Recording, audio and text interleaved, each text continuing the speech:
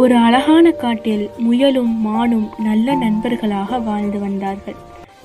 அவர்கள் எப்போதும் ஒன்றாக விளையாடி மற்றவர்களுக்கு உதவி செய்து மகிழ்ந்தார்கள். ஒரு நாள் ஒரு பெரிய யானை அந்த காட்டுக்குள் வந்தது. அதன் தோற்றத்தை பார்த்து முயலும் மானும் அதை கேலி செய்தார்கள்.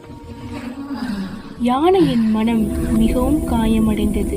ஆனால் அது எதுவும் சொல்லாமல் சென்றது.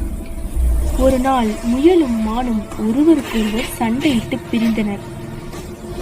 அப்போது திடீரென அவர்கள் இருவரும் வேட்டைக்காரனின் வலையில் சிக்கிக் கொண்டார்கள். உதவி கேட்டு அழைத்த போது அவர்கள் கிண்டல் செய்த அதே யானை ஓடி வந்தது. தன் பலத்தால் வலையை முறித்து அவர்களை காப்பாற்றியது.